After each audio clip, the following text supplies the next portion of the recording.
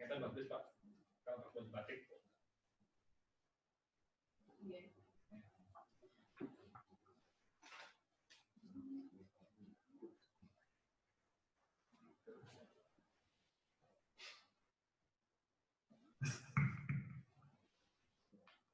Selamat pagi adik-adik dari SMA 2 Amlatura. Perkenalkan, saya Agung Setriadi. Adik-adik bisa manggil saya Kak Agung ya. Kakak berasal dari Kejaksaan Tinggi Bali. Di sini kakak mau mengadakan kegiatan yang kita bernama Safari Jaksa Masuk Sekolah. Safari Jaksa Masuk Sekolah ini salah satu tugas pokok fungsi dari bidang kakak, yaitu bidang intelijen di penerangan hukum, di mana Safari Jaksa Masuk Sekolah ini bertujuan untuk memberikan pemahaman tentang hukum kepada adik-adik, agar nanti adik-adik ke depan itu bisa menjauhi hukuman atau bisa tahu tentang apa aja dasar-dasar tentang hukum tersebut. Biasanya kita melakukan kegiatan ini datang langsung ke sekolah adik-adik, tapi berhubung hari ini di masa pandemi ini kita melakukannya via daring, di mana Safari Jaksa Masuk Sekolah ini kita adakan di 9 sekolah di 9 kabupaten, dan sekolah adik-adik masuk ke sekolah yang ke-7, di mana sebelumnya ada SMA 7 Denpasar, SMA 2 Biang Semal, SMA 1 Tabanan, terus di SMA 1 Ubud, di Bangli, di Kelungkung juga ada, dan di Karangasem SMA adik-adik yang beruntung bisa kita datangi. Terus kegiatan ini bisa terselenggara berkat kerjasama antara Disdikpora Provinsi Bali, Kejaksaan Tinggi Bali, dan BNI 46. Nah, biar nggak mengulur-ulur waktu, saya akan menayangkan sedikit tentang video sedikit tentang apa itu kejaksaan, terus tugas pokok fungsi kejaksaan itu apa. Mohon disimak dengan baik ya. Terima kasih.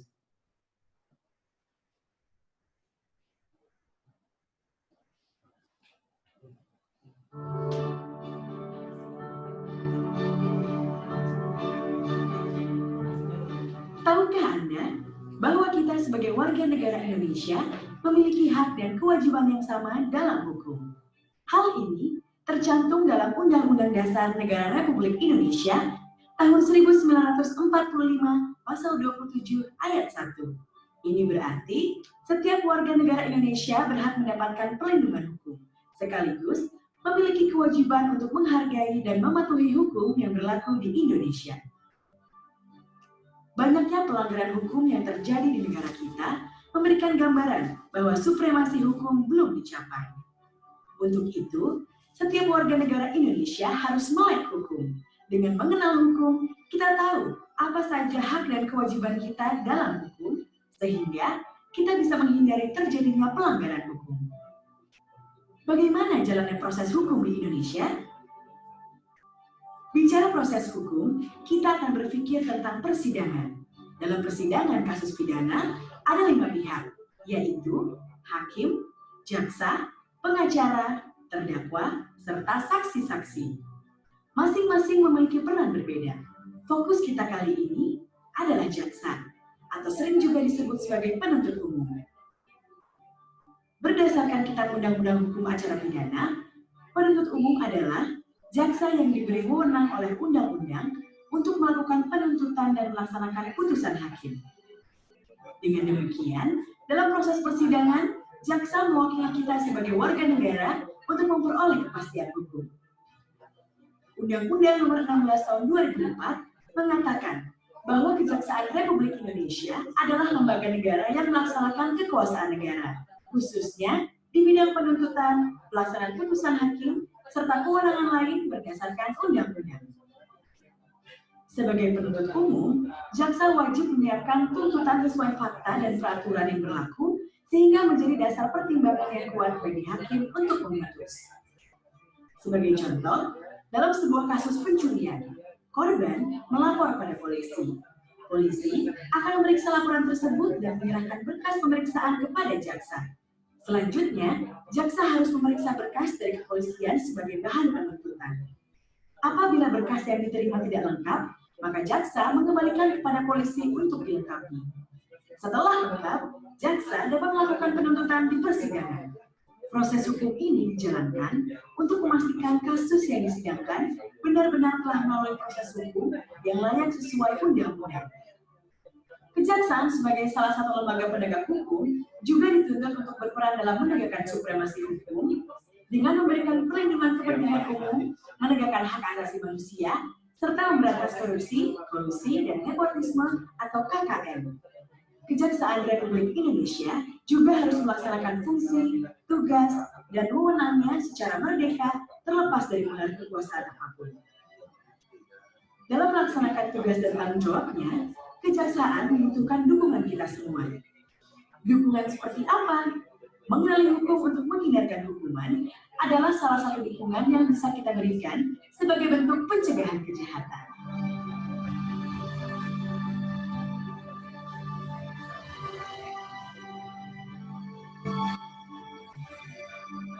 Ayo, kenali hukum, jauhkan hukuman.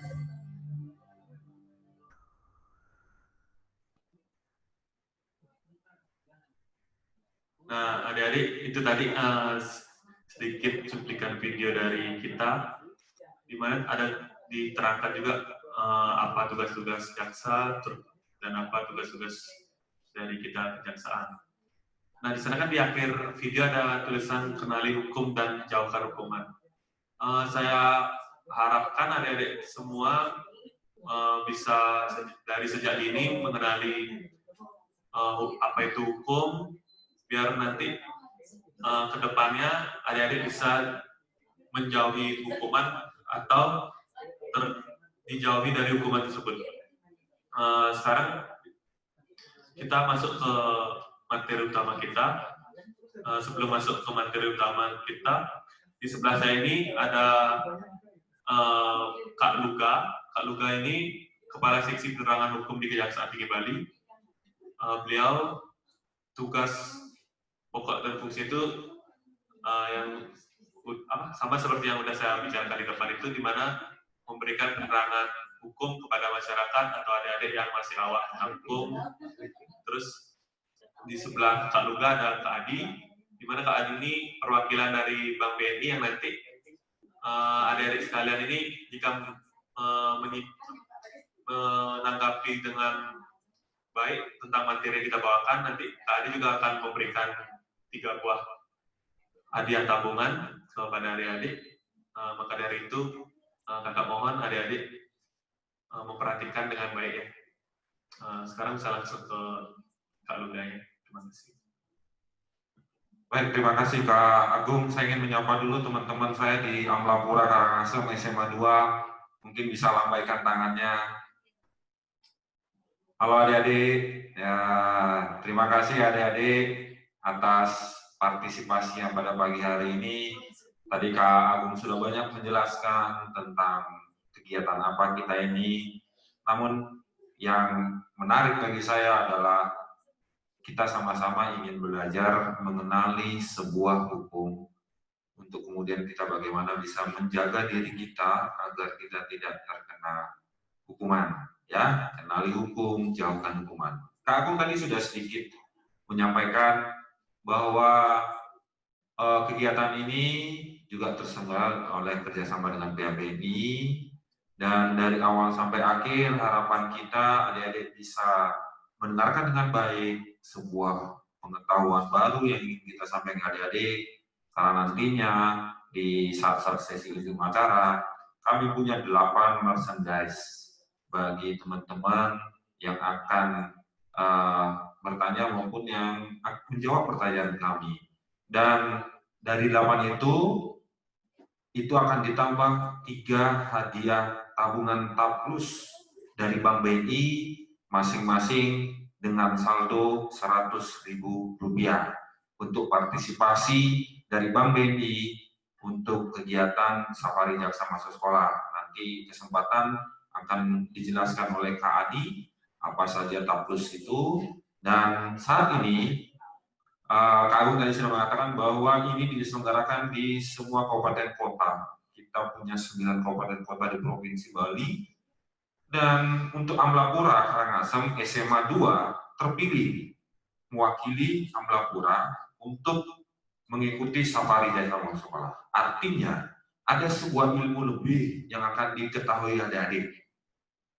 Lingkup kecilnya lebih daripada teman-teman yang tidak mengikuti kegiatan hari ini. Lingkup besarnya adalah kemudian adik-adik mendapatkan ilmu lebih daripada sekolah-sekolah lainnya. Tujuannya apa? Bukan buat kebanggaan diri sendiri atau sekolah, tapi bisa menjadi agen perubahan. Ya, memiliki sebuah ilmu, berbagi, mengajak orang untuk kemudian mengenali hukum, mencegah mereka terkena hukuman. Dan hari ini kami membawa tema, membawa isu yang sebenarnya adik-adik itu sudah sering bermain dengan apa yang namanya sosial media, media sosial. Namun terkadang adik-adik mungkin tidak menyadari apa saja sih bahaya dari media sosial. Bukan ingin membuat adik-adik takut bermain media sosial, ya, itu adalah sebuah perkembangan teknologi yang adik-adik harus syukuri. Ya, orang-orang tua kita tidak sempat lagi untuk mempelajari hal-hal ini, tetapi ada hal yang harus digunakan secara bijak. Ya, tadi sudah dikenalkan Kakak selaku Kepala Seksi Penerangan Hukum dan Kehumasan Kejaksaan Tinggi Bali, yang salah satu tusinya adalah menjadi corongnya bagi Kejaksaan Tinggi Bali untuk mengenalkan hukum pada adik-adik. Ini sedikit biografi dari Kakak.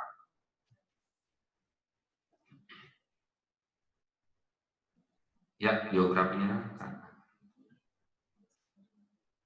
Ya, ini judul kita, kekerasan media sosial, dan ini biografi dari Kakak. Kakak merupakan putra asli Bengkulu, kelahiran Bengkulu 35 tahun lalu. Kemudian untuk tugas di kejaksaan itu berawal dari kota Jogja, Tabanan, Denpasar. Kemudian Kakak pernah berkelana sampai ke Merauke, ya, kurang lebih 2 tahun di sana. Kemudian ke Nusa Penida, terus kemudian di Kejati Bali. Jadi karena Kakak ini adalah pegawai pusat, sehingga Kakak itu harus siap ditempatkan di mana saja, ya. Oke, tadi saya sudah singgung tentang materi apa yang kita sampaikan. Kakak tadi mengatakan bahwa orang-orang tua kita bahkan sudah tidak secepat kita mempelajari ini, karena teknologi berkembang pesat di saat ini, dan bagi orang tua kita karena merasa sudah terlambat, akhirnya menerima saja. Kadang-kadang ada yang pasti mengajari orang tuanya, seperti ini Aji, seperti ini Mimi, ya, seperti ini caranya menggunakan ini. Teknologi itu seperti apa kemajuannya? Nah, ini Kakak menggambarkan lewat sebuah logo, simbol roti kongguan, ya. Roti kongguan itu sering disebut juga sebagai rotinya legendaris karena sejak tahun 1947 sampai sekarang roti kongguan itu masih ada. Masih ada di tengah perkembangan roti-roti biskuit, tetapi roti kongguan tetap bertahan. Dan itu dikembangkan oleh 2 orang imigran dari Tiongkok, ya, dari Fujian, yang kemudian mengembangkan itu menjadi sebuah roti di Singapura, kemudian mampu berkembang sampai saat ini. Saya yakin roti ini tidak asing di adik-adik, rasanya, gambarnya. Yang tergambar di sini adalah, di gambar ini adalah sebuah aktivitas sarapan pagi. Ya, kita lihat baik-baik adik-adik bahwa di sini mereka 2 orang anak ini memegang apa yang namanya roti biskuit itu, ya, dan ibunya menyeduhkan kopi atau teh, ya. Nah, lalu Kakak di bagian penjelasan juga menjelaskan bahwa handphone itu 20 tahun kemudian setelah roti kongguan baru ada, diciptakan oleh pegawai Motorola, ya, Martin Cooper. Dulu sebelum itu masih pakai handy-talkie, ya. Handy-talkie dan Motorola adalah sebuah produk terbesar waktu itu, handy-talkie, yang kemudian dia menemukan handphone. Ya, kenapa Kakak kaitkan ini? Karena ternyata kakak ingin menggambarkan kemajuan teknologi seperti ini. Nah, ya tadi kan adik-adik sudah melihat bagaimana ya. Jadi tadi yang digambar tadi adalah 2 orang anak ini memegang roti biskuit.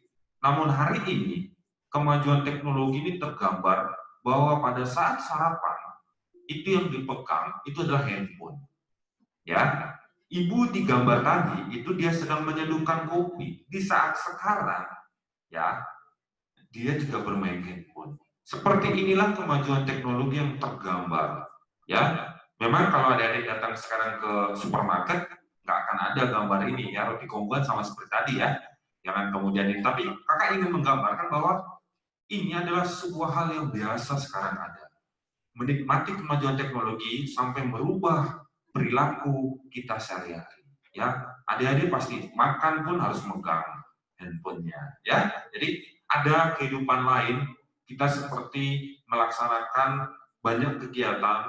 Salah satunya adalah kemajuan teknologi kita nikmati sambil kita menjalankan kehidupan kita sehari-hari. Seperti ini gambaran yang kemajuan teknologi. Tapi seperti apa teknologi itu terutama bagian telekomunikasi saat ini di dunia.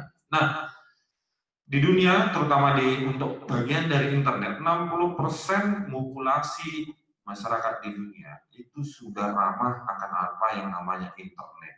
Ya, kakak gambarkan adalah seorang bayi di sini karena ini ingin menggambarkan bahwa dari sisi lapisan pun, AI pun, walaupun dia belum mengerti, namun sudah diajak untuk ramah apa yang namanya internet melalui video call. Ya, jadi video call walaupun dia ngerti, namun dia diajak untuk berkomunikasi dengan orang di seberang sana yang kemudian dengan menggunakan fasilitas internet. Lalu bagaimana di Indonesia? Di Indonesia luar biasa lagi. Tahun lalu dibanding tahun sekarang ada peningkatan 17%. 17% jumlah pengguna internet Indonesia. Salah satu yang membuat ini meningkat tajam adalah ketika teknologi-teknologi berupa handphone itu pada saat kemudian sudah disajikan aplikasi-aplikasi yang mendukung internet. Ya, hal yang wajar kemudian adik-adik saya yakin karena saya pun begitu ketika membeli handphone. Sudah ada WhatsApp-nya, sudah ada Line-nya belum, sudah ada apa lagi ya, sudah ada TikTok-nya belum. Nah, jadi semua kita tanyakan, namun kita bahkan kita kadang-kadang lupa garansinya itu di mana. Itu belum nanti. Yang kita tanyakan adalah aplikasi-aplikasi pendukung dari internet dari handphone tersebut. Ya, nah itulah penggambarannya. Lalu akhirnya dengan internet yang ada itu muncullah sosial media. Ya, inti sosial media itu seperti ini. Adalah sebuah fasilitas di mana memungkinkan terjadi 2 komunikasi, bahkan lebih komunikasi ya yang didukung oleh layanan internet, media sosial itu ya dengan segala fasilitas pendukung di dalam masing-masing itu. Dan 7 media sosial terpopuler di Indonesia saat ini adalah yang pertama YouTube, yang kedua WhatsApp, yang ketiga Facebook, yang keempat Instagram, yang kelima TikTok, yang keenam Line, yang ketujuh Twitter. Ya, di antara 7 ini yang paling junior itu TikTok.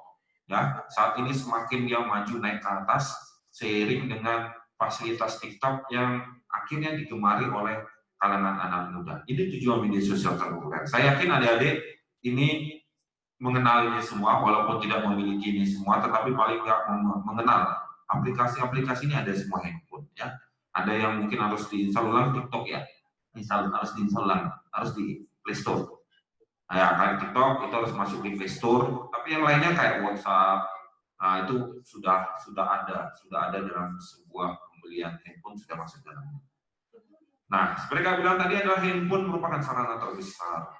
Ya, dari 100% orang pengguna handphone, 80% itu menggunakan layanan internet. Lalu siapa 15%-nya?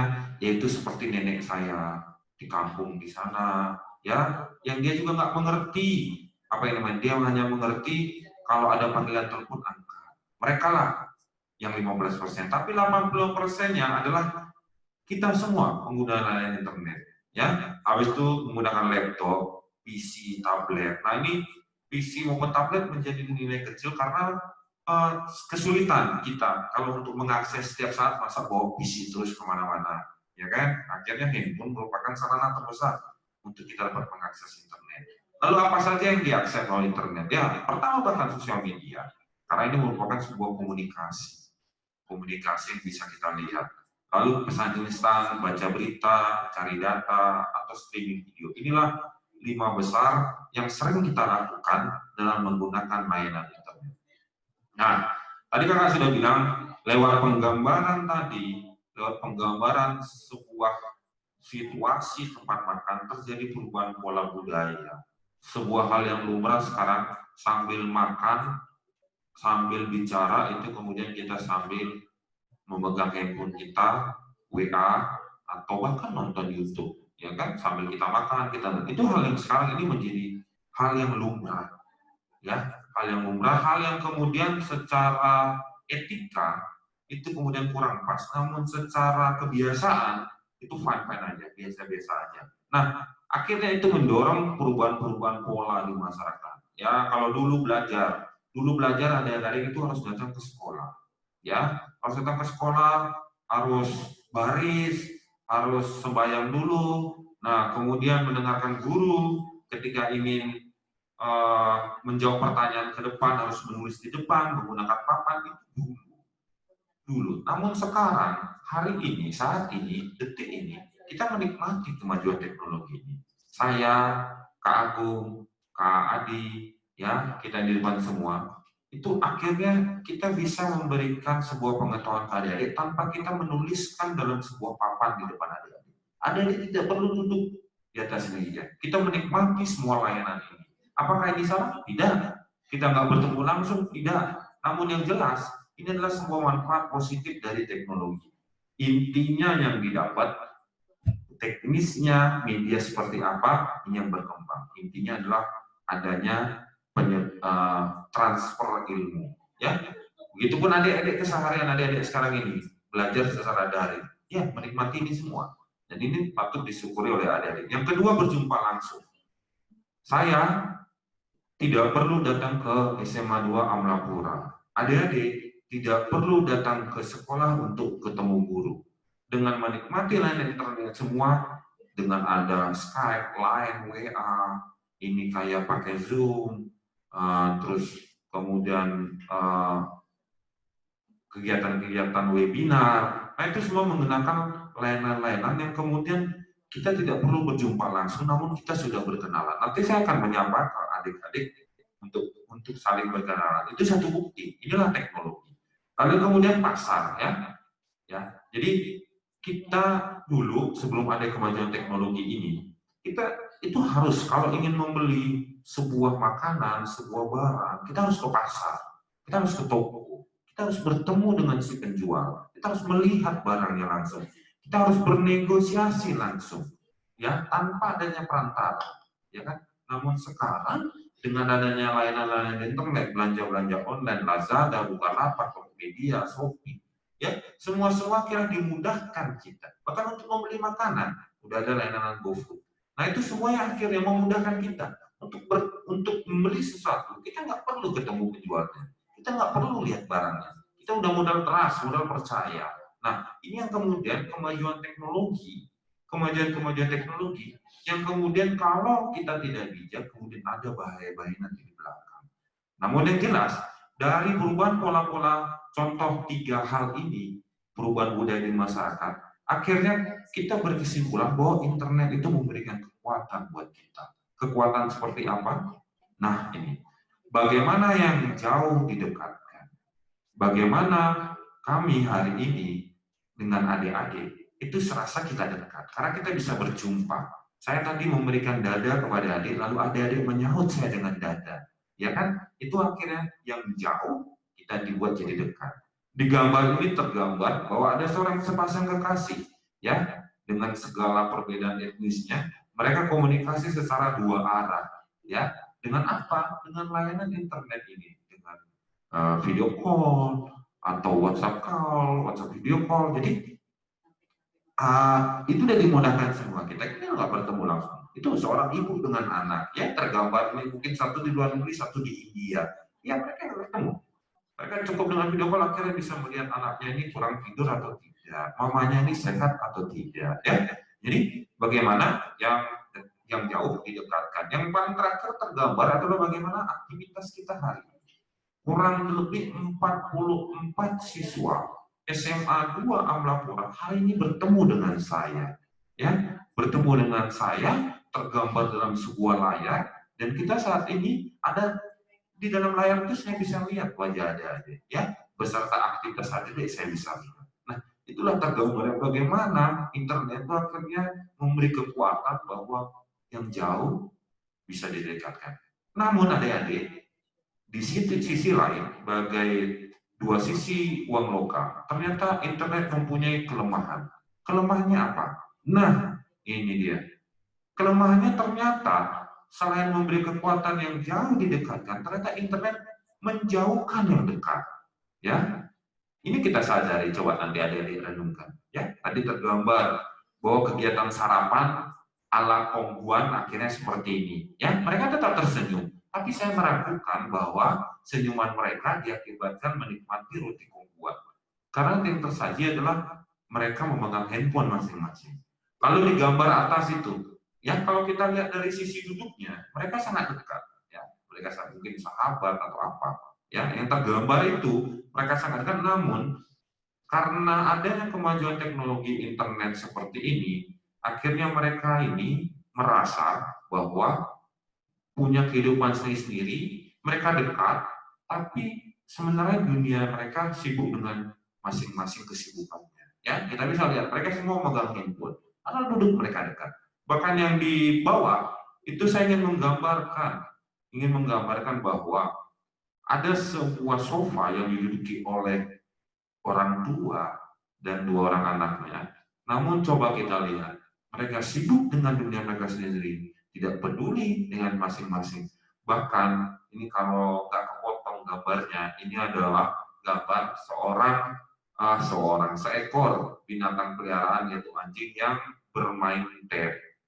Ya, yang ingin digambarkan itu adalah bagaimana teknologi ini tergambar yang dekat itu jadi jauh, tidak peduli satu sama lain. Yang dekat kita jadi peduli terhadap yang jauh. Ya, namun yang dekat di sekeliling kita akhirnya kita kurang perhatian. Nah, ini adalah kelemahan internet. Lalu apa yang harus dipahami oleh adik-adik dalam menyikapi dunia internet? Dunia internet sering disebut dunia maya, ya, dunia yang tidak terlihat kasat mata, namun terjadi ada komunikasi. Prinsipnya di dunia nyata itu kehidupannya berbanding lurus dengan dunia maya, ya. Berbanding lurus dengan dunia maya. Itu hukumnya. Bagaimana penjelasannya gini? Dalam kehidupan sehari-hari, ketika adik-adik itu berpola, berperilaku yang baik, apabila adik-adik kemudian suka berkreativitas, ya, seperti menggambar, membuat puisi, melukis, ya, dalam kehidupan sehari-hari, maka ketika dihadapkan dengan media dunia maya, adik-adik hanya memindahkan kreativitas itu dalam sebuah kehidupan dunia maya melalui aplikasi-aplikasi yang tersedia. Ya, ketika adik-adik suka kreatif menggunakan kanvas, ketika di internet adik-adik menggunakan mouse, aplikasi-aplikasi menggambar. Lalu bagaimana kalau pola perilaku kita sehari-hari itu suka menunjukkan intimidasi kepada orang, suka melakukan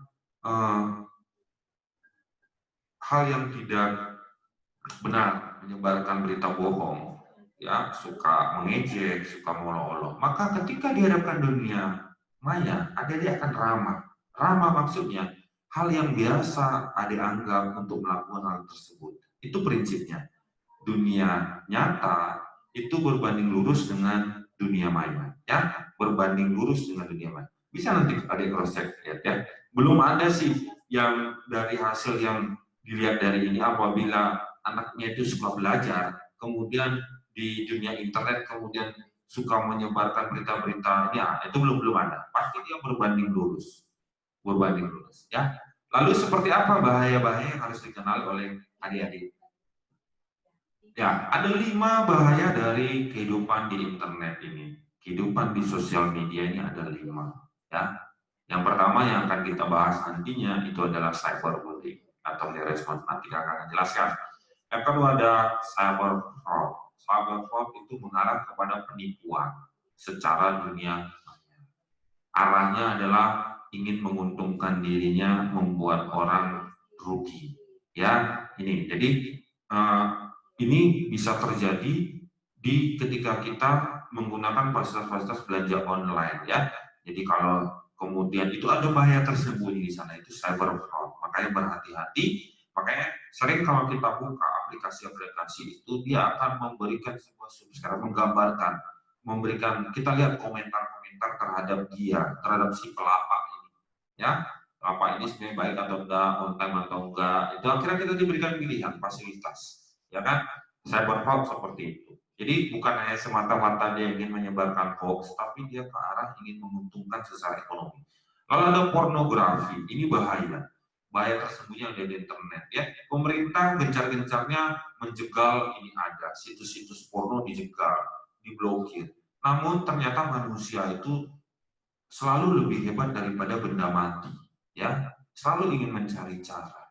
Akhirnya lewat aplikasi game, tiba-tiba ketika lagi intro gamenya muncul gambar ini, ya, muncul gambar ini. Dan itu akhirnya itu nyata ada di kehidupan kita sehari-hari, bahaya tersembunyi.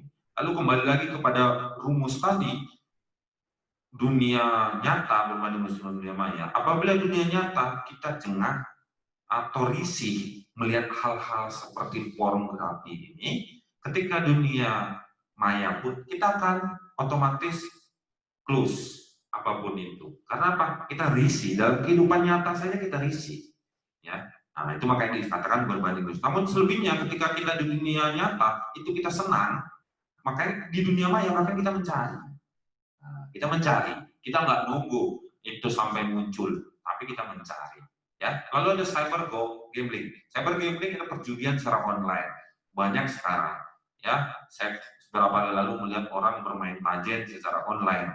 Saya sendiri bingung. Ya, kalau misalkan orang lihat tajen secara langsung, dia akan melihat bahkan sampai ayamnya itu dipegang sama dia. Sitang nggak ini? Pegangan ininya apa? Kakinya itu kuat nggak dia? Ya, tajinya ini bener nggak tajinya ini? Nah, tapi sekarang nggak perlu kita ngetes ayamnya. Ya, kita lihat aja dia sendiri. Yang mana kita disuruh pilih, padahal ayamnya sama. Jadi benar-benar kita dimudahkan dalam bermain seperti itu, dan tidak sedikit orang bermain seperti itu. Nah, cyber gambling. Lalu cyber stalking adalah aktivitas mengintai, memonitor, ya, mengikuti sebuah akun sosial media. Namun intinya ingin mengujung kepada sebuah yang namanya itu penculikan, ya.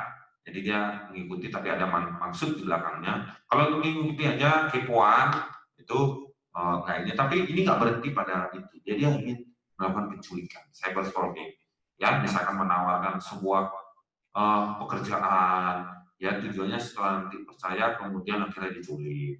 Nah, itu cyber stalking, ya. Lalu kita masuk ke cyber bullying. Nah, sebelum sampai kepada apa yang namanya cyberbullying, kakak ingin menggambarkan sebuah psikologis keadaan korban dari cyberbullying. Tergambar, ini ada sebuah remaja yang harus menerima semua cacian, hinaan, ejekan, olok-olok terhadapnya, itu yang disajikan melalui laptop yang ada di depannya. Dia menerima itu dan bahkan tergambar dia sampai menangis, ya. Sampai di gambar ini terlihat lebay, yaitu air matanya sampai begitu banyak gitu, ya, sampai menetes seperti itu derasnya. Tapi yang ingin digambar, beginilah kondisi tertekannya teman-teman yang mengalami cyberbullying. Lalu apa sih cyberbullying? Nah, cyberbullying itu adalah sebuah kekerasan, ya, kekerasan. Pengertian kekerasan secara hukum itu tidak merujuk pada luka fisik. Kekerasan yang dimaksud secara hukum adalah membuat perasaan tidak nyaman, tidak mengenakan. Itulah pengertian kekerasan. Lalu cyberbullying ini seperti apa kekerasannya? Intimidasi. Intimidasi terjadi terhadap mereka. Intimidasi seperti apa?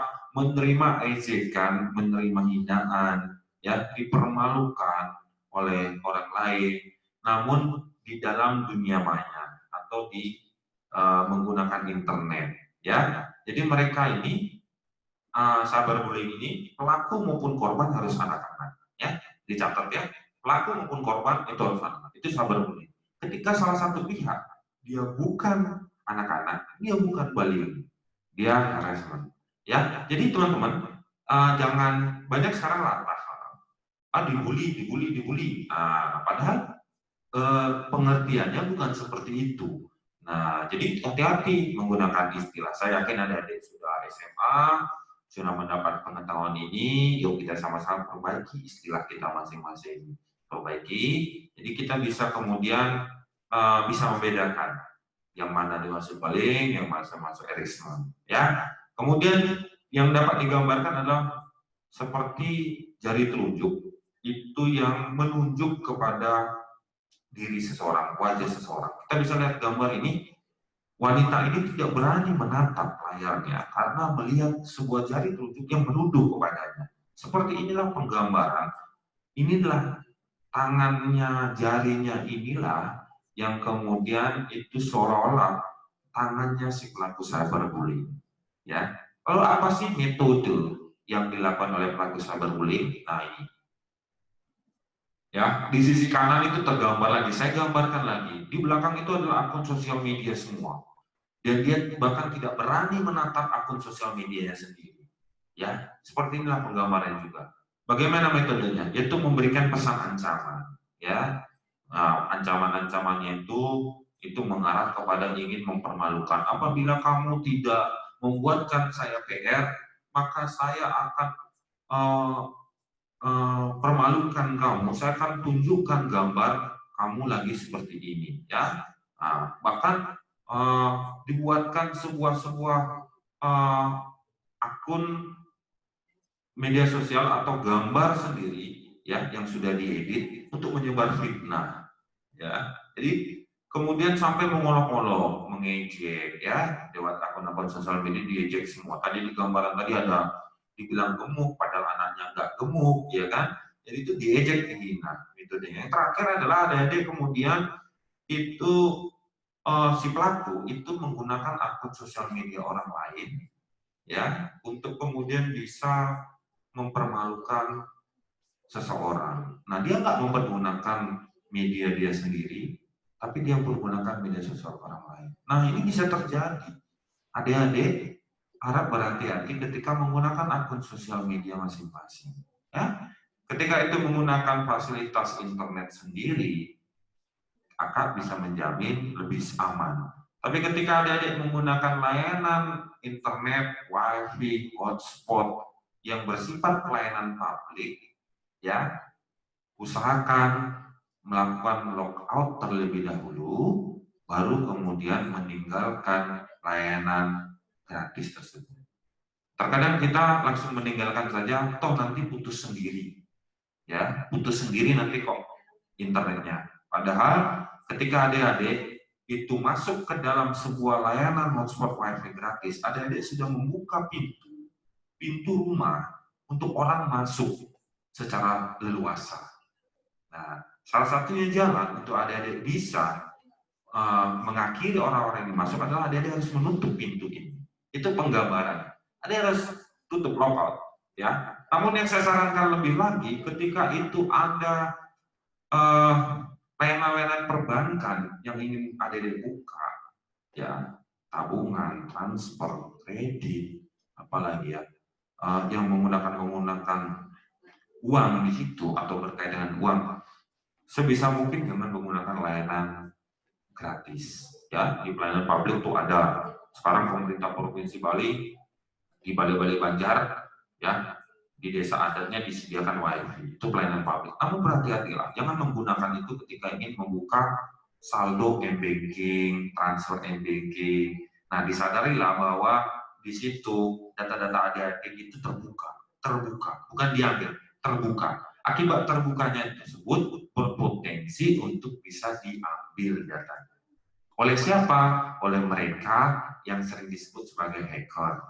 Ya, jadi gunakan saja modem sendiri, paket handphone sendiri, ya. Jangan gara-gara sedikit hanya ingin ngecek saldo, akhirnya masuk semua. Ya, Itu kemudian yang adik-adik harus perhatikan. Lalu apa sih yang menjadi motivasi dari si pelaku cyber? Ya, pertama adalah karena marah, balas dendam. Terkadang kita tanpa sadari mungkin salah ucap, salah kata, salah bercanda kita.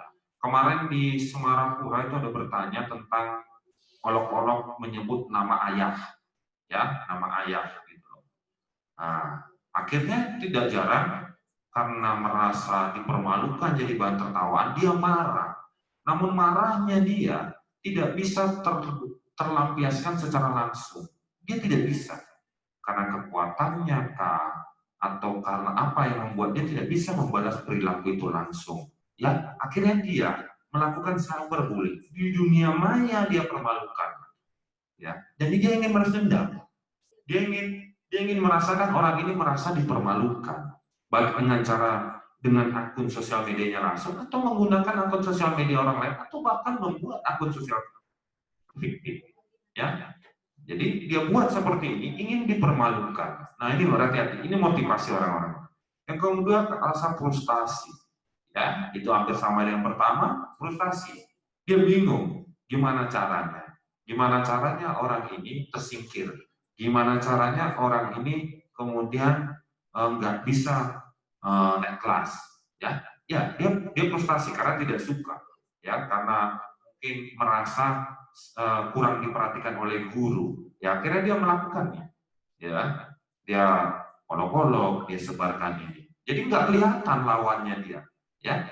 Yang ketiga itu ingin mencari perhatian, ya ini bisa digambarkan kalau adik-adik memiliki sebuah kemampuan melakukan editing foto, ingin pamer nih, ingin pamer, ya kan, akhirnya wajahnya orang yang sebenarnya tidak punya tai lalat dibuat tai lalat, ya kan, lalu disebar. Jadi bahan tertawaan, menyakiti perasaan.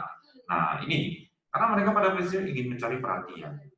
Yang keempat yang lebih kepada kurang ajarnya, bagi saya kurang ajar adalah dikarenakan karena nggak punya kerjaan. Ya, kalau orang Inggris bilang singgelagai. Ya, jadi karena tidak punya aktivitas, sibuk dengan di internet kelebihan kuota, banyak kuota, akhirnya itu dia mencoba mencari hiburan dengan cara menyebarkan cyberbullying. Ya, ini contohnya seperti ini ya, contohnya seperti yang kemarin lagi marak ini ya. Kemarin banyak ada youtuber kan itu ingin mencari hiburan ya, bahkan ingin mencari uang, ya, membuatlah prank ya, buat prank seperti itu. Tujuannya ingin menambah subscribernya ya, nanti ada penghasilan yang bisa diperolehnya. Jadi hiburan ya. Yang terbaru yang kemarin itu adalah plastik daging kurban yang di dalamnya itu ada yang disebut dengan sampah. Nah, itu bahaya sekali. Nah, itu akhirnya kan menjadi viral. Ya, akhirnya karena ingin mengisi waktu luangnya, hiburannya, tapi akhirnya menjadi masalah. Nah, ya, itu adik-adik coba perhatikan. Nah, ini yang berhati-hati adik-adik supaya meminikan. Nah, cyberbullying ini biasanya memang kerap dilakukan selain dengan cara mempermalukan adalah menyebar fitnah. Ya, dan adik-adik sudah sering mendengar kata hoax. Nah, hoax itu sebenarnya apa? Nah, hoax itu saya gambarkan itu ada dua variabel. Yang pertama adalah variabel kepalsuan, artinya berita bohong, informasi tidak benar, informasi tidak akurat. Ya, itu variabel pertama. Tapi ada variabel kedua, hoax itu pelakunya, penyebarnya ingin supaya kepalsuan yang dibuat itu menjadi sebuah kebenaran. Ya, kepalsuan yang dia buat itu menjadi sebuah kebenaran. Contoh, dia tidak hanya semata-mata hanya ingin kasih tahu hari Sabtu itu Bali ditutup. Dia tidak hanya sampai di situ, tapi dia ingin supaya orang semakin banyak menjadi viral, akhirnya semakin banyak orang percaya bahwa Bali itu hari Sabtu ditutup. Ya, jadi tidak hanya sebatas ingin supaya menyampaikan bahwa A itu B, tetapi ingin apapun itu A itu pokoknya semua orang mempercaya itu sebagai B. Jadi ada dorongan itu semua. Ya kemarin kakak gambarkan, ada isu, disebar isu nih, BNI tuh buka terakhir hari ini, habis itu tahun depan baru buka. Nah, nggak sebatas menyampaikan itu, namun dia viralkan. Akhirnya banyak orang percaya, akhirnya apa dampaknya? Saya yakin hari ini juga berbondong-bondong orang ke Bank BNI ingin menarik tabungannya. Ya kan? Nah, itu satu contoh lah buat adik-adik bahwa begitu sangat berbahayanya hoax ini. Ya, berita seperti apa? Berita bohong yang disengaja, menghasut, tidak akurat, awalnya menyudutkan. Pagi ini saya dapat informasi berita di TV. Ya, si Hadi Pranoto dan Anji. Ya, itu bahkan kasusnya dinaikkan jadi penyidikan. Dianggap menyebarkan hoax tentang obat antivirus COVID. Nah, kenapa dia dibawa ke hoax? Karena menggunakan layanan sosial media. Nah, itu contoh. Lewat itu ditayangkan secara live, ingin mendorong bahwa memang benar antivirusnya itu udah ada. Padahal senyatanya sampai dengan saat ini masih melalui ingin kepada fase tes tahap 3. Nah, itu satu contoh hoax. Dia ingin menganggap informasi ini benar. Nah, ya, jadi nggak hanya sebatas ngasih tahu, tapi dia udah tahu. Ketika dia masuk ke dalam layanan TV, pasti semua orang menonton. Dengan semua orang menonton, maka seberapa persen itu sudah mempercayai itu. Itulah hoax. Lalu bagaimana cara kita mendeteksi hoax? Yang pertama adalah yang prinsip yang harus adik-adik ketahui bahwa saring dulu baru sharing. Ya, saring dulu baru sharing. Ya, jadi sebelum adik-adik menyebarkan informasi ini, saring dulu. Apa yang perlu disaring? Informasinya itu akurat atau tidak. Bagaimana caranya? Yang pertama adalah perbandingkan dengan pemberitaan lain. Ya, jangan kemudian adik-adik dapat dari sini, kemudian langsung bandingkan, benar nggak informasi seperti ini. Yang kedua, adalah coba cek si penulis, editornya, nanti cross-check dengan di layanan Google, itu tulisan-tulisan apa yang sering dipublish. Oh, ternyata tulisan-tulisan yang sering meresahkan masyarakat, nah, makanya berhati-hati. Lalu penggambarannya adalah ketika informasi itu membangkitkan amarah kita. Dalam kondisi kita baik-baik aja, setelah baca ini kita kok jadi emosian. Ya. Kita lihat seolah ada seorang bule itu mungkin maaf kata duduk di atas pelinggi, ya, wah langsung kita nih emosi, ya, wah masak seperti ini, masak seperti ini. Nah, saran saya cross check dulu, jangan-jangan fotonya editan, ya, di cross check dulu. Jadi saya sih biasa membiasakan, ya, ini pengalaman dari. Ketika saya merasa itu tidak terkait dengan saya, bukan kepentingan saya, ataupun saya juga sebenarnya tidak mengerti, saya tidak membiasakan diri saya untuk men-sharingkan apapun. Ya, tapi ketika ada tentang kejaksaan, ada tentang hukum, saya akan ini. Banyak ada terima tuh pesan WhatsApp. 9 susu yang tidak baik karena haram, tidak halal. Wah, didulu tuh 9. Nah, 9. Adik-adik langsung forward tuh kemana-mana. Langsung forward. Padahal nggak paham bahwa di situ ada persaingan bisnis di antara mereka. Ya, 5 makanan yang sebenarnya haram, nggak baik makan. Nah, kita langsung forward. Nah, itu saya membiasakan bahwa kalau bukan terkait dengan kehidupan, dengan pekerjaan saya, maka saya diamkan saja. Ya, nah ini kemudian adik-adik harus. Lalu ada juga situs-situs yang bisa untuk meminimalisir untuk kita mendeteksi, yaitu snopes.com, lalu facetech.org. Ya, ini salah satu ini. Lalu Anda cek alamatnya, kalau .com.co udah jelas. Ya, kalau .go.id berarti itu pemerintah.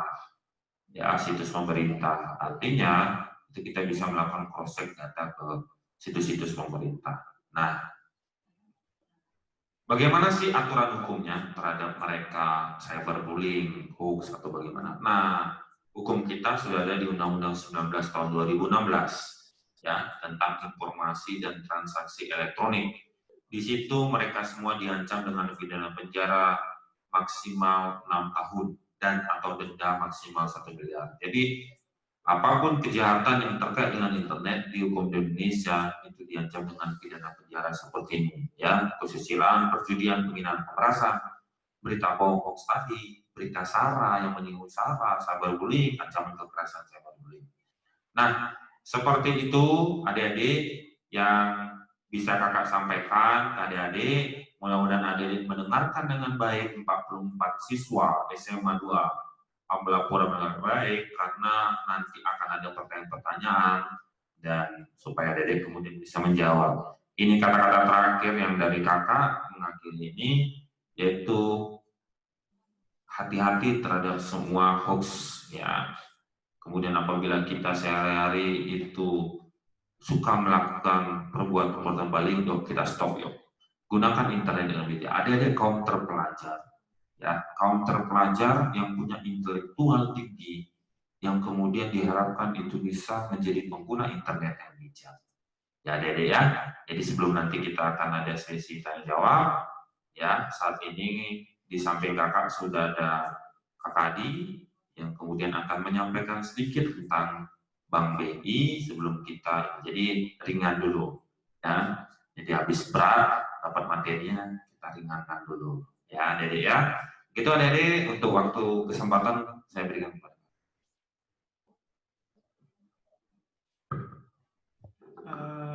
Baik, terima kasih atas waktunya Kak Luga. Sebelumnya perkenalkan, nama saya Igede Edi Pardana, saya asisten pemasaran di kantor cabang Renon ya, yaitu kantor BNI yang ada di pusat yang di Renon. Oke teman-teman, tadi kalau Kak Luga sudah menjelaskan bahaya terkait dengan penggunaan media sosial, kegiatan-kegiatan yang kita lakukan secara digital. Nah, BNI sendiri untuk mendukung terjadinya digital itu secara real di dunia perbankan, kita juga punya beberapa produk yang sudah masuk ke ranah digital. Seperti pembukaan rekening tanpa harus ke bank, itu sudah bisa. Kita punya mesin Sonic namanya. Jadi mesin Sonic itu kayak mesin ATM. Itu sudah langsung tinggal scan KTP, 3 menit langsung jadi rekening. Dan langsung dapat kartu ATM-nya. Baik, sebelum saya berbicara lebih lanjut, teman-teman mohon disaksikan. Ini ada video terkait dengan BNI dan kenapa saya menyatakan BNI itu adalah digital. Boleh disaksikan.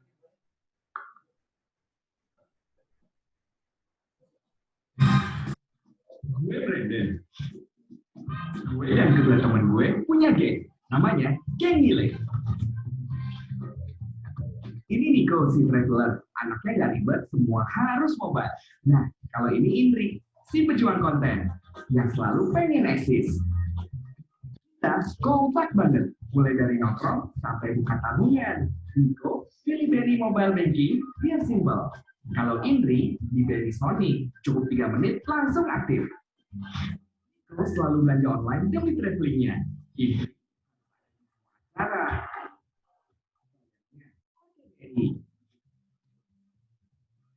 Kalau traktir makan udah jadi urusan gue.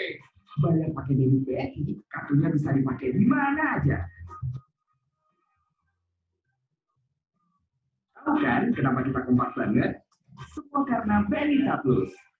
BNI.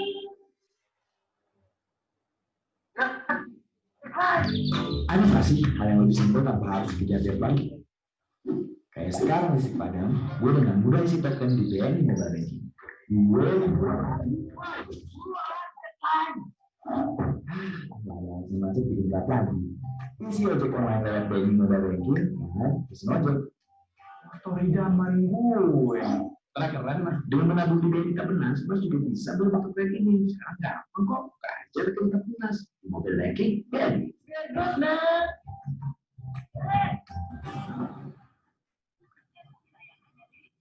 Pulsa lagi. Wah, BNI Mobile Banking super komplit. Bisa wujudin apapun yang menjadi keinginan. Iya, kayaknya aku bisa ngasih kamu diskon 50%. Punya klien cantik ke perhitungan. Nah, gimana nih bukti transferannya? Semua urusan Jadi SIM aktif kan sudah dari smartphone tanpa kebal.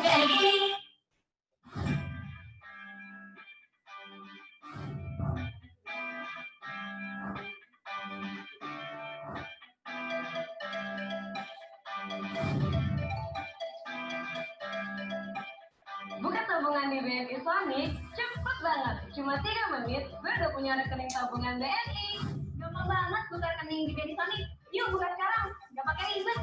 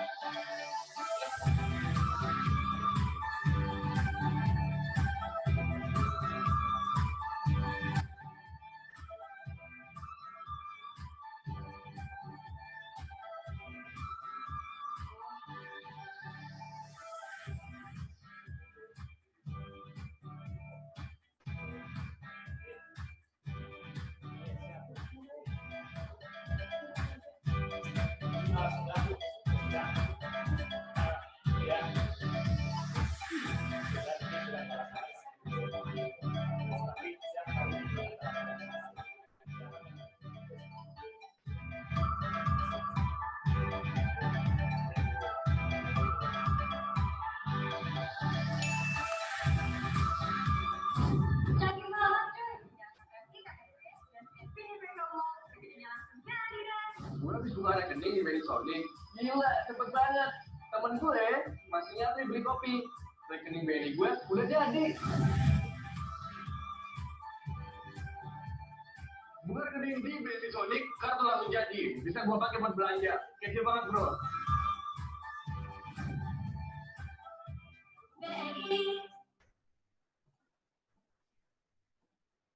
Oke, tadi udah disaksikan ya. Jadi itu sekilas iklan dari BNI buat teman-teman. Jadi di BNI itu udah masuk ke ranah digital ya. Jadi digital banking itu sudah wajib di dunia perbankan saat ini. Jadi untuk teman-teman, mungkin bukan hanya teman-teman saja ya, untuk Bapak Ibu gurunya yang belum punya rekening BNI, bisa Bu mungkin dibuka rekening BNI-nya sebagai tempat penyimpanan atau tabungan, atau untuk bertransaksi, mungkin ada yang jual beli online segala macamnya.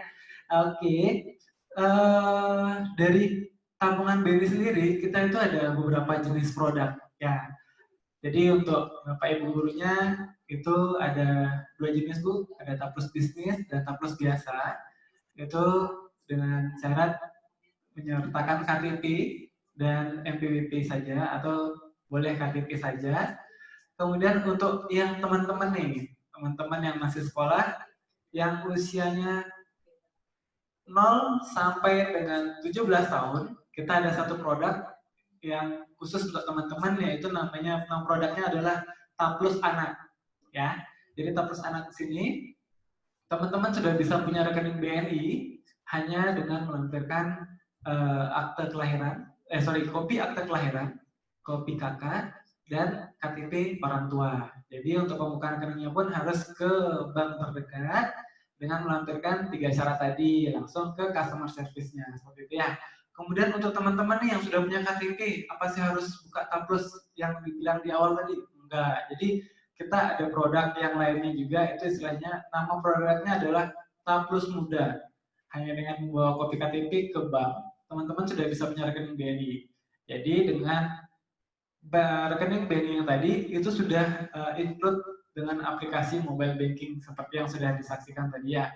Jadi bisa transaksi di mana saja, kapan saja, dan tanpa hambatan selama ada fasilitas internetnya ya, seperti itu ya. Oke, kami dari BNI akan membagi 3 hadiah tabungan untuk 3 orang yang beruntung menjawab pertanyaan dari saya, dari pihak BNI, dan rekan-rekan dari Kejaksaan. Dengan intensitas kesulitan yang sangat sulit ya. Ya, kalau ya, sangat sulit ya. Oke, sebelum masuk ke sesi tanya-jawab, saya waktu dan tempat saya kembalikan ke Kak Lugas. Silakan. Terima kasih Kak Adi atas penjelasannya. Ini berapa slide nih Pak ya? 2 ya? 2 slide ya? 2 ya? Oh ya. Jadi pertama kami ingin menyapa dulu adik-adik adik-adik kami yang ada yang saat ini mengikuti. Nah, saya ingin menyapa adik Aditya Perbawa ya, Prabowo atau Perbawa, PRBW. Halo Pak. Halo, selamat pagi adik-adik. Selamat pagi adik. Pagi Pak. Pagi ya. Jadi matahari kita sama ya, walaupun di timur Bali ya, tapi sekarang ini masih jam 11 ya. Ya, jam 11. Nah, jam 11. Gimana kesan dan pesan selama pembelajaran di rumah karena COVID ini? Kesan-pesan tentang pembelajaran di rumah, menurut saya sih agak keteteran. Kenapa agak keteteran? Pertama itu kan sekolahnya online. Yang pertama biasanya sekolah tatap muka langsung sama guru, dan sekarang secara online itu. Jadi orang-orang seperti saya yang tipe belajarnya itu mengerti dengan langsung tatap guru dengan guru itu, jadinya agak susah untuk menerima materi. Itu apalagi untuk yang berhitung dan memerlukan pemahaman konsep yang sangat-sangat rumit lumayan. Ya. Yang kedua, dari segi kerugiannya atau jeleknya menurut saya. Kalau bagus. Yang kedua juga tadi jeleknya itu dari segi kuota. Yang dimana untungnya saya di sini sudah disediakan wifi, tapi belum tahu juga teman-teman saya yang di luar itu mungkin ada yang nggak pakai wifi gitu. Dan juga saya pakai wifi terkendala dengan jaringan. Itu mungkin kendalanya. Itu jelek kelemahan dari belajar online menurut saya. Kalau adapun keuntungan dari belajar online ini yaitu dapat belajar dengan mudah di rumah dan juga tanpa harus bertemu dengan teman-teman di sekolah. Dengan hal itu saya dan teman-teman yang belajar di rumah dapat mengikuti protokol pemerintahan yang dianjurkan. Terima kasih. Ya, jadi ya benar ya. Jadi memang sampai sekarang pun kita mengalami kesulitan atau ada kelemahan-kelemahan dari belajar daring. Namun inilah karena kita sedang mengalami pandemi, sedang mengalami COVID, akhirnya banyak dituntut adik-adik belajar mandiri. Sebenarnya adik-adik itu bukan belajar daring, tapi belajar mandiri. Ya, tingkat keaktifan adik-adik itu yang sangat tinggi sekarang. Diberikan bahan-bahan, kemudian selebihnya adik-adik seperti dituntut kemandiriannya untuk belajar. Itu semua karena kita ingin mencegah, kita ingin terbebas dari COVID ini. Jadi sabar dulu adik ya, Aditya ya. Nanti saya pikir kelemahannya karena nggak bisa ketemu pacarnya mungkin ya. Jadi ya. Pak. Saya jomblo Pak. Nah. Oh jomblo ya. Ya jomblo itu bukan harga mati ya. Nah, boleh Pak. Perjuangan. Jadi itu pesannya udah tersampaikan dengan kakak. Nah, adik berhak mendapatkan satu merchandise dari kami. Ya, sama. Nanti adik tolong adik kirimkan nama lengkap berikut kelas ke nomor 081 31 82 85 303 081 31 82 85 303. Terima kasih. Ya. Nah, terima kasih ya. Nanti kakak Agung dan kakak Aji akan menyapa. Saya sapa satu lagi, David Frederick. David Frederick, ya. Dari tadi ada di layar saya. Halo, Adik David. Halo Pak. Gimana kabarnya? Baik Pak. Dari rumah atau dari mana ini? Secara daringnya? Dari rumah Pak. Dari rumah ya. Jadi kelas berapa sekarang?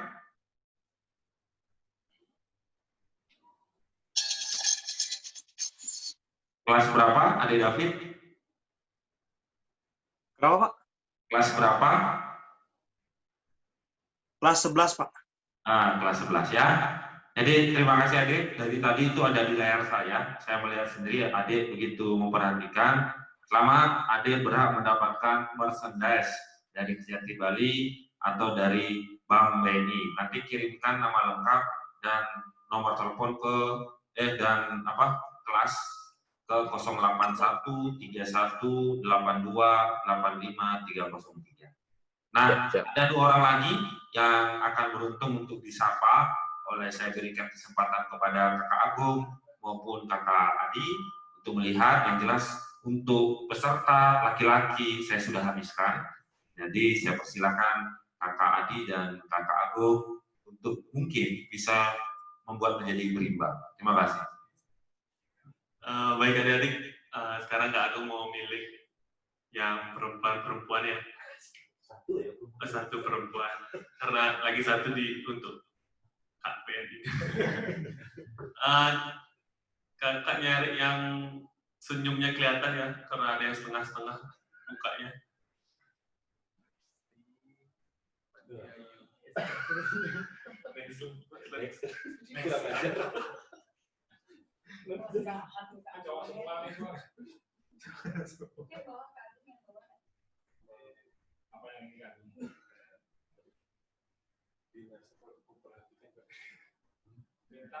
Coba yang bintang.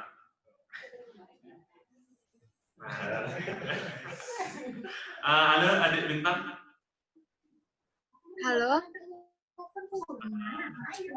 Adik bintang kelas berapa? Kelas 12 sekarang, Pak. Kak, bukan Pak.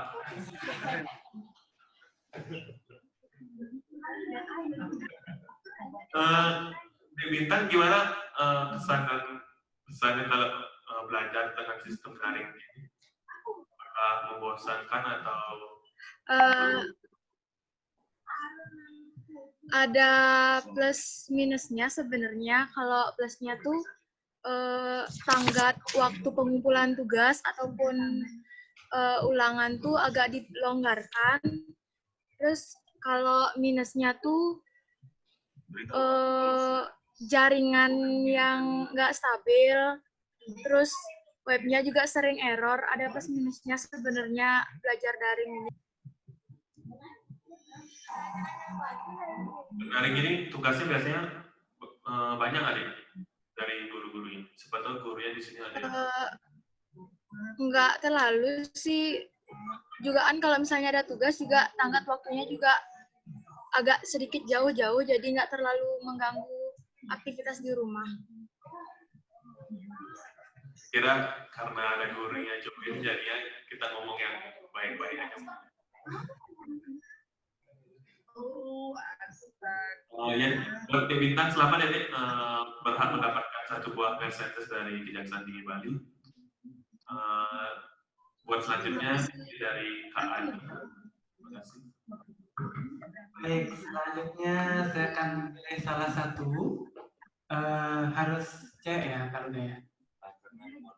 Oke, biar berimbang katanya. Berimbang. Timbangan kanan sudah cowok semua nih, tinggal timbangan yang kiri yang belum. Coba saya mau bicara dengan ibu gurunya, boleh? Ibu Ida. Halo Bu. Ini Kak Agungnya ada senyum-senyum Bu, baru saya minta bicara sama Ibu. Gimana kabarnya Bu? Sehat Bu? Sehat. Kan harus tetap ke sekolah tetap ya? Iya, tetap. Iya, ada piket ya. Katanya sekarang untuk absennya katanya udah online juga ya Bu ya? Untuk absen siswa sudah online. Sudah online ya.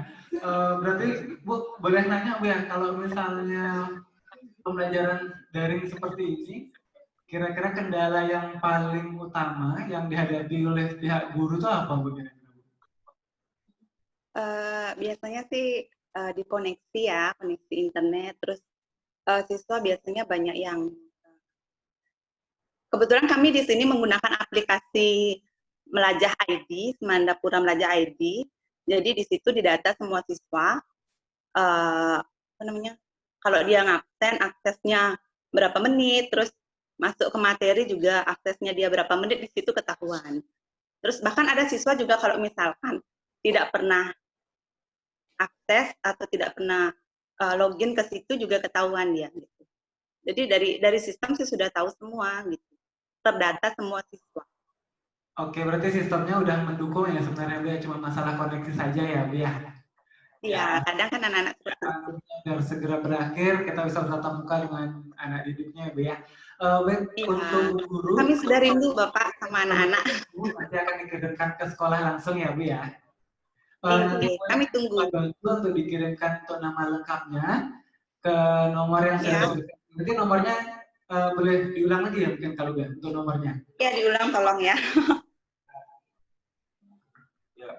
Jadi ke 08131 31 8285 303.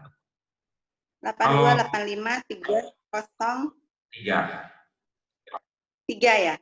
081 31 82 85 303. Ya. Nama lengkapnya Ibu? Saya dengan Ibu Frida. Ibu Frida. Ibu Ya, ini Kade Ayu Frida Yunita. Ya. Oke, biar dicatat Bu ya. Iya.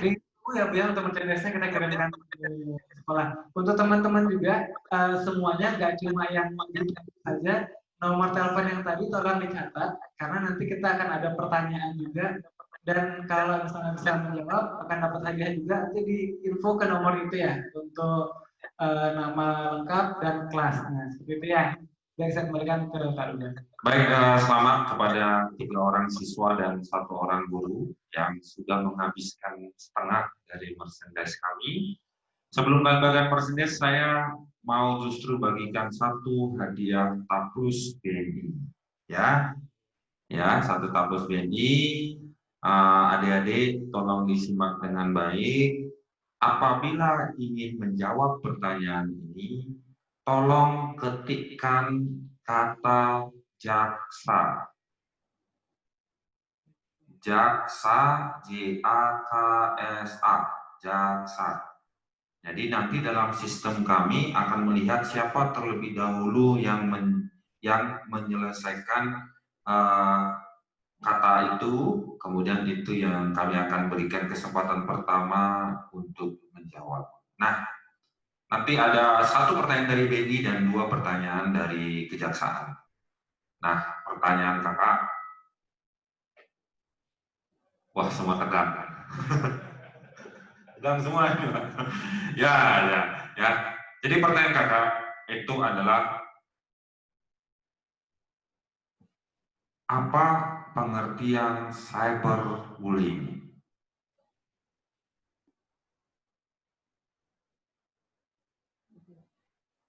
Apa pengertian cyberbullying?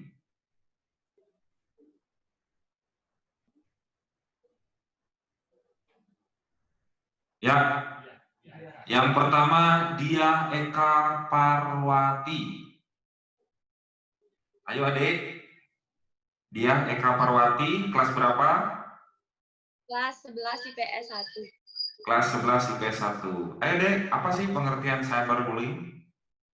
Menurut saya, cyberbullying itu adalah bentuk kekerasan yang dilakukan oleh anak kepada anak yang dilakukan di media sosial, di mana dia itu mengintimidasi, memfitnah, dan yang lain-lain yang dilakukan di media sosial. Ya, betul sekali, tepat sekali. Selamat buat Ade Dia, ya, berhak mendapatkan 1 hadiah taplus tabungan dari Bank BNI, ya. Nanti Ade tolong kalau sudah memiliki KTP difoto atau akta kelahiran difoto, dikirimkan ke 081 31 82 85 303. 081 31 82 85 303. Itu adalah nomor dari kejaksaan yang akan kemudian akan meneruskan kepada Bank BNI untuk nanti akan dikonfirmasi, difasilitasi untuk mendapatkan buku tabungan. Apabila sudah memiliki tabungan taplus, nanti saldonya atau ini tabungannya akan ditambah. Selamat buat adik dia, ya masih ada 2 lagi tabungan, ya. Saya turunkan lagi sekarang merchandise, ya. Kalau yang bisa menjawab, ketikkan kata dinas, ya, dinas, DINAS. Nah, kakak, roti apakah yang kakak gunakan sebagai ilustrasi kemajuan teknologi? Ya, Adi Gunawan. Adi? Roti Kongguan. Apa? Roti Kongguan. Roti King Kong? Kongguan. Wah, ya, selamat adik-adik. Selamat adik-adik, ya. Kelas berapa, Dek? Kelas berapa? Adi Gunawan? Kelas 12 IPS 1. Kelas 12 IPS 1, ya. Jadi adik-adik Gunawan, selamat atas jawaban roti kongguannya. Mudah-mudahan roti kongguannya udah pernah makan ya? Udah pernah makan? Udah enak. Enak ya? Roti kongguannya. Ya, ya. enak. Jadi selamat buat adik Gunawan. Satu lagi merchandise sebelum saya berikan kepada BNI untuk memberikan pertanyaan yang adanya taklus, ya. Satu lagi pertanyaannya. Nah, saya bingung nih pertanyaan. Gampang deh. Sebutkan 5 media sosial terpopuler di Indonesia. Ya, bisa jawab Dinas, ya Dinas.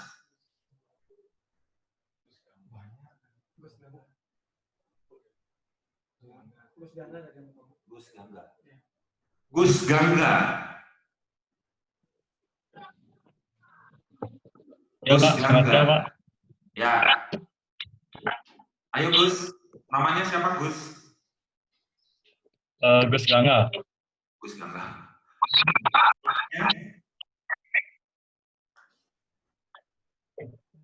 Langsung, Pak.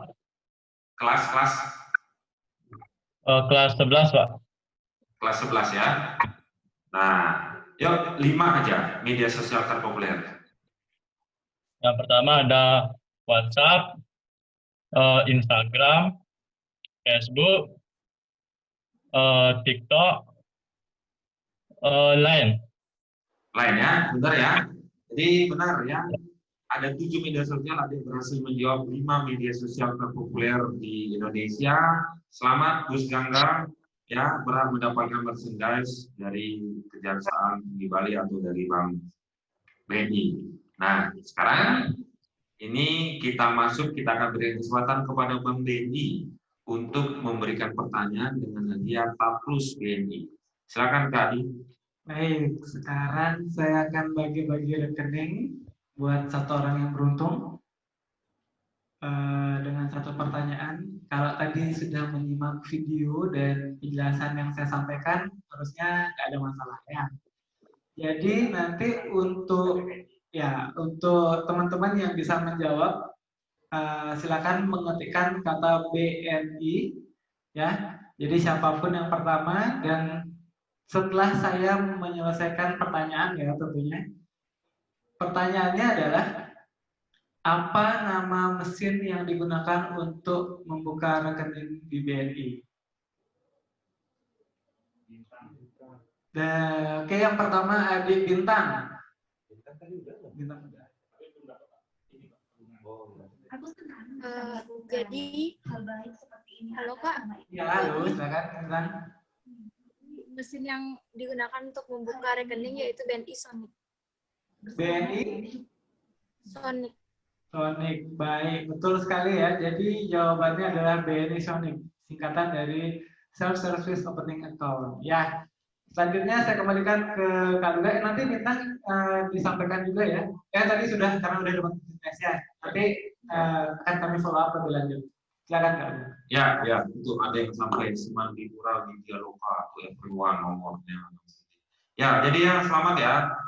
Jadi sudah ada 6 merchandise kami dan 2 tablus yang kemudian sudah dibagikan ke teman-teman. Nah, untuk 2 lagi merchandise saya berikan kepada adik-adik yang ingin bertanya kepada kami. Silakan ketikkan kata tanya. Kemudian kami akan memberikan kesempatan kepada Dede untuk bertanya dan mendapatkan merchandise. Ya, ketik kata tanya. Ya, nggak usah susah-susah. Ya, yang penting nanya. Ya, sudah ada 2 orang. Yang pertama Kadek Andri Prayuga. Kadek Andri Prayuga. Yang kedua nanti Nia Andayani. Kadek Andri Prayuga mungkin. Ya, Pak. Ya. Di sini saya ada pertanyaan.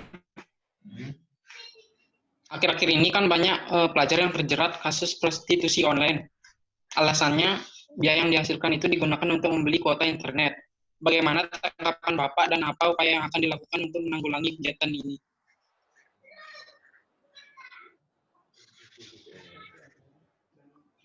Ya, makasih Kadek Andria yang menanyakan tentang prostitusi online dalam rangka kemudian karena mau beli kuota demi sekolah. Ya, nanti akan kami jawab. Yang kedua Nia Andayani.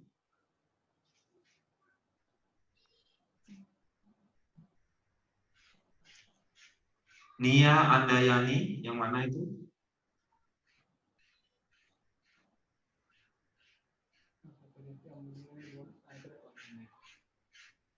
Ayo deh, mau nanya apa?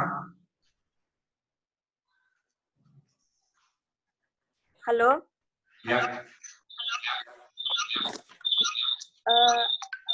Di sini saya mau menanyakan, sesuai materi yang tadi Bapak sampaikan, dilihat dari usia dini, usia remaja, banyak anak di bawah umur yang sudah berpacaran.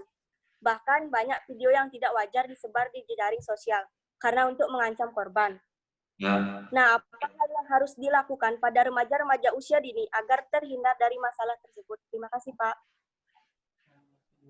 Ya.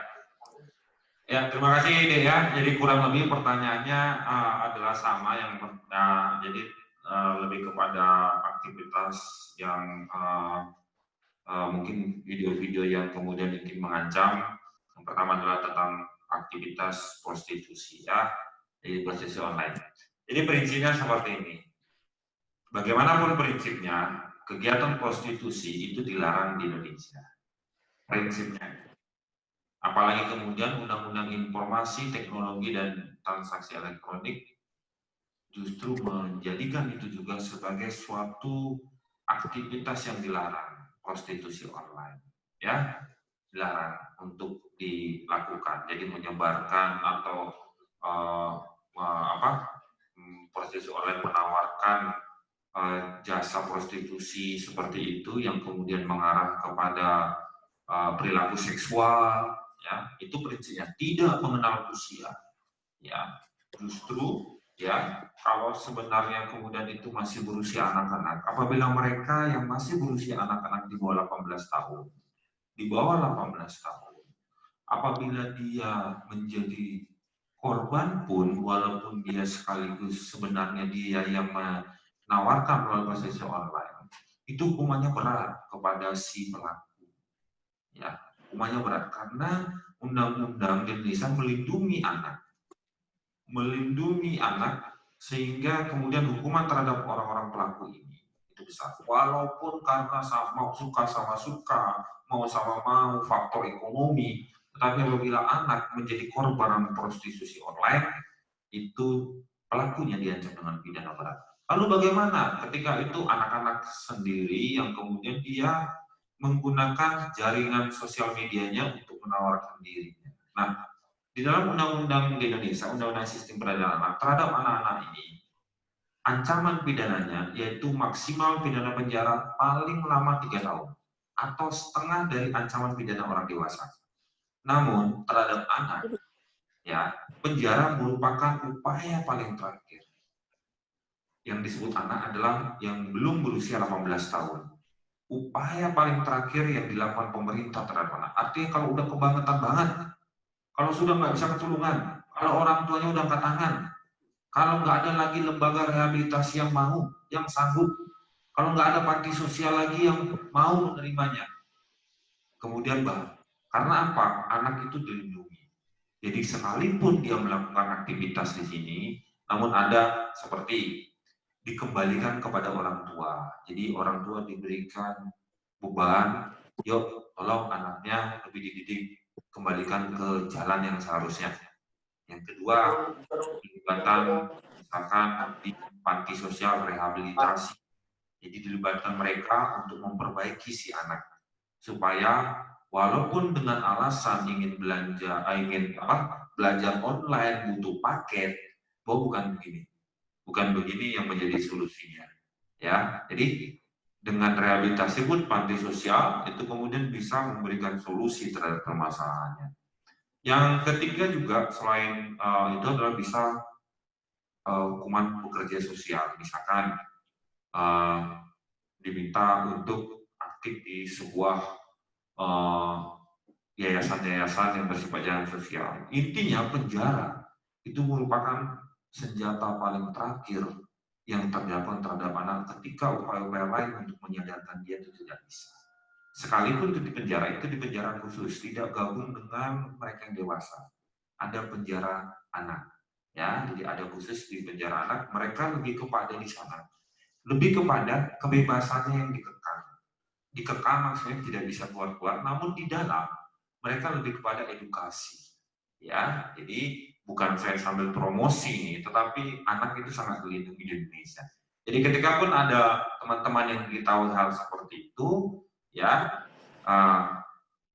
kita bisa memberikan dia edukasi.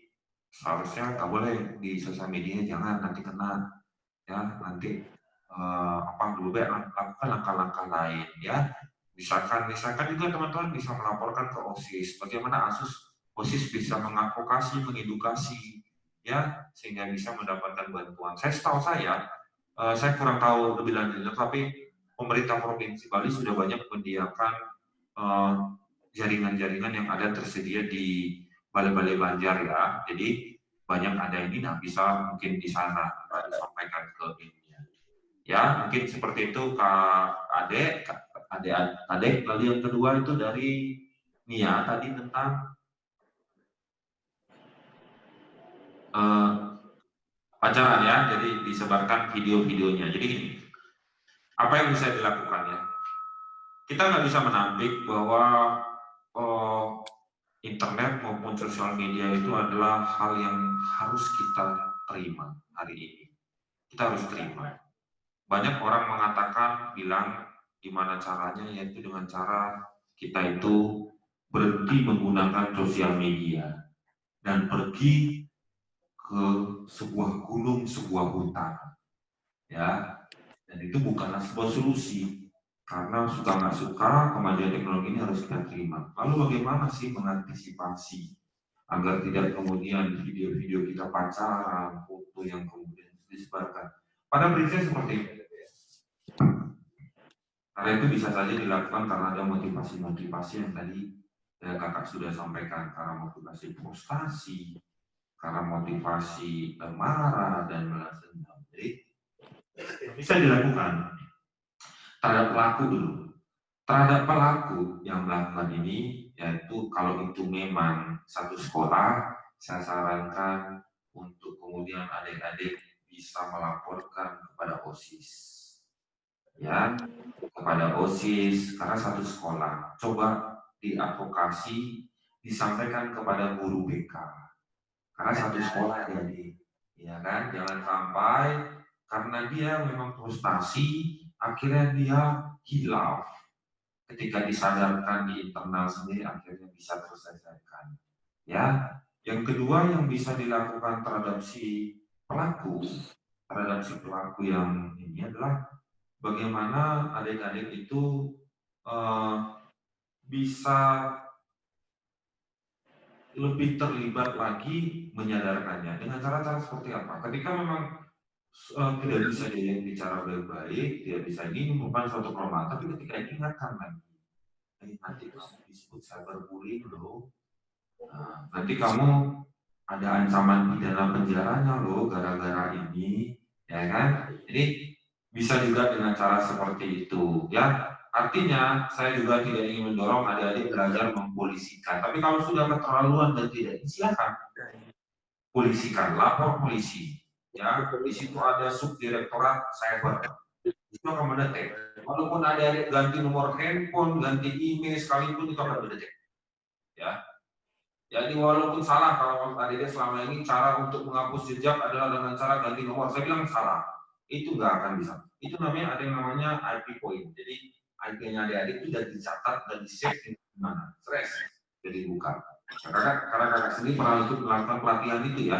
Jadi sangat gampang untuk mengetahui. Ya, apalagi itu dengan publik tinggal di. Jadi lapor polisi itu merupakan sebuah cara. Nanti di polisi mungkin akan dimediasi terlebih dahulu, mungkin kehadiran pihak ketiga itu bisa membantu dia untuk menyadarkan diri dia. Lalu bagaimana dengan korban? Ketika teman-teman mengetahui bahwa ada teman kita yang diancam atau diolok-olok dengan cara disebarkan videonya. Yang pertama itu diam. Yang pertama itu diam. Diam maknanya apa? Tidak usah ikut memviralkan. Ya, balik lagi seperti prinsip kakak yang tadi kakak bagikan. Ketika itu kakak merasa bukan urusan saya paling enggan untuk sharing. Saya paling enggan, bukan urusan saya. Saya nggak mau menambah kehidupan saya yang bukan dengan urusan saya. Jadi ketika adik-adik mendapatkan video seperti itu, yang pertama diam. Diam itu bermakna tidak ikut memviralkan. Ya. Yang kedua, support dia. Support itu bisa dilakukan dengan cara, ya kan, lewat akun sosial media yang berikan dia kekuatan. Ya, sabar. Apapun yang terjadi sama kamu, kami tetap temanmu. Dan itu ketika adik sampaikan di sosial media, itu sama meluasnya informasi itu seperti video yang diupload. Ada tinggal enter, ada tinggal upload, apa itu semuanya mendengar. Itu yang butuh disupport teman-teman kita ini untuk menghindari dia frustasi. Adik nanti bisa cek di Google. Biar cyberbullying ini sudah mengarah kepada aktivitas bunuh diri. Karena merasa tertekan, tidak kuat menahan, tidak kuat videonya itu dipublish, ditertawain orang, akhirnya mengarah kepada bunuh diri, mengakhiri hidupnya. Ya, dan ini berbahaya. Teman-teman bisa mencegahnya dengan memberikan support, kekuatan kepada dia. Ya, jangan lewat hanya langsung, tapi di akun sosial medianya, biar semua orang melihat, ya, bahwa ini pada akhirnya ini memang murni kelakuannya. Lalu nanti bisa dilaporkan juga di polisi atau nanti diblokir ya. Nanti itu bisa. Ketika itu merasa dirugikan, itu diblok. Ya, merasa diblok dan itu bisa diblok. Jadi itu memang yang paling punya hak itu adalah si pemilik akun, itu paling punya hak. Namun kedua, ketika ini sudah masuk ke ranah hukum, maka pemerintah itu bisa melakukan blokir. Ya, biasanya itu ada warning ya, yang mau diupload ketika ada berbau pornografi itu ada warning. Nah itu pasti disorot oleh Kemeninfo. Ya, jadi itu paling cara yang bisa dilakukan yang secara langsung. Tadi ada yang mengatakan bilang caranya yaitu supaya terhindar dari ini adalah jangan buat video. Nah itu solusi yang keseharian. Yang keseharian sebenarnya ada juga tanpa dia sadari. Misalkan berfoto karena pacaran ya yang wajar. Tetapi bukan kemudian itu menjadi ini ya. Yang penting adalah adik-adik bagaimana bisa kita tetap tenang. Kalaupun adik-adik saat ini ya, saya harap jauh-jauh dari SMA Al-Mapura ini merupakan jadi salah satu korban dari tetap tenang. Ya, tetap tenang, percaya bahwa masih banyak teman-teman kamu, teman-teman di sekeliling yang sangat support sama di sekeliling. Jadi biarkan orang yang akhirnya menghakimi sendiri si pelaku cyber ini. Ya, itu adik Nia ya, yang bisa kakak tambahkan. Adik Nia dan adik-adik berhak mendapatkan masing-masing merchandise dari Kejaksaan maupun dari Bank BNI. Tolong kirimkan nama dan kelas ke nomor 081318285 Nah, untuk merchandise ini kami akan titipkan melalui kasih intel Kejari Karangasem. Nanti akan menyampaikan ke SMA 2 Amlapura. Nanti mungkin karena kebetulan tadi ada Ibu Hida yang kemudian mendapat ini, nanti kemudian kami akan titipkan melalui sekolah, ya, supaya kemudian nanti sudah berisi nama, nanti bisa dibagikan kepada teman-teman yang berkesempatan mendapatkan merchandise. Ya, seperti itu. Kita ke puncaknya, masih ada 1 hadiah tabungan. Yang sudah dapat merchandise masih bisa tetap berpeluang. Yang sudah dapat merchandise dan tabungan harap maklum untuk memberikan kesempatan kepada yang lain. Ya. Bagi yang bisa menjawab, tolong ketikkan kata jaksa. Jaksa, ya. Ya. Pertanyaannya, undang-undang nomor berapakah yang mengatur tentang ancaman pidana bagi pelaku cyberbullying, hoax, sara, perjudian, dan sebagainya? Undang-undang berapa?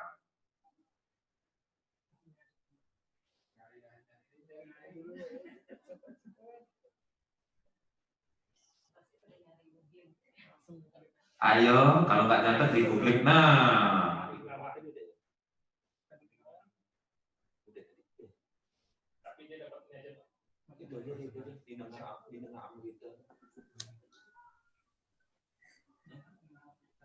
ya, yang pertama di kami adalah yang pertama mana?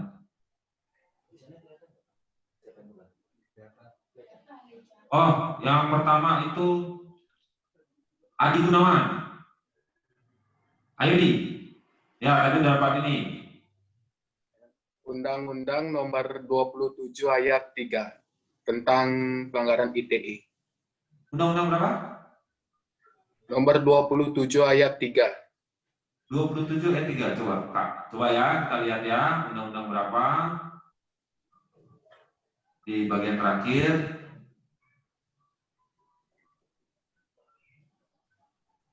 Ya. Ya, undang-undangnya adalah Undang-Undang Nomor 19 Tahun 2016 ya. Undang-undangnya Nomor 19 Tahun 2016. Ya, masih ada satu ya, nggak laku ya. Kami kasih lagi pertanyaan kepada yang bisa menjawab. Tolong ketikkan kata didik, D-I-D-I-K, didik ya, didik ya.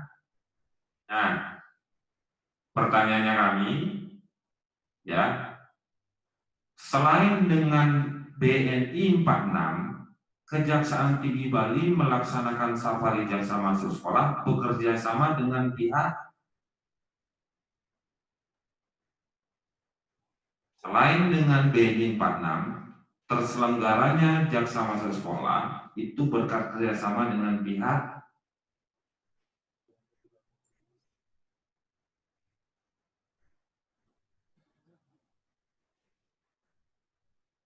Ayo, didik.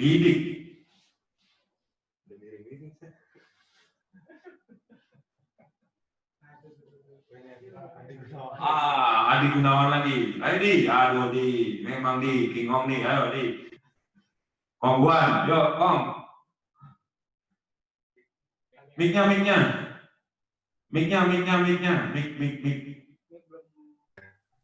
Ya. Bekerja sama dengan Dinas Pendidikan, Kepemudaan, dan Olahraga Provinsi Bali. Ya, selamat Adi Gunawan ya, kalau rezeki memang nggak kemana ya, usaha tidak mengkhianati hasil ya, Ade ya.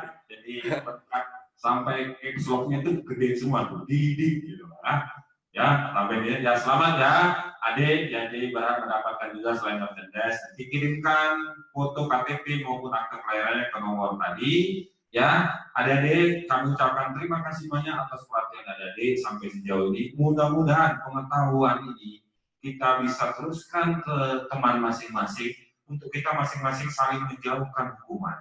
Ajak kenal dengan hukum, tidak perlu menjadi seorang sarjana hukum maupun bekerja menjadi aparat hukum untuk mengenali hukum. Ya, namun siapapun ketika mengetahui informasi tentang hukum, ayo kita sebarkan ke teman-teman untuk kemudian menjauhi teman-teman kita yang dari semua permasalahan hukum. Akhir kata, atas nama Kak Agung dan Kak Adi dan rekan-rekan di sini, apabila salah ucap, salah kata dari saya, dari kami, saya ucapkan terima kasih. Dan mudah-mudahan kita dapat bertemu di lain kesempatan secara langsung. Terima kasih adik-adik, sampai jumpa.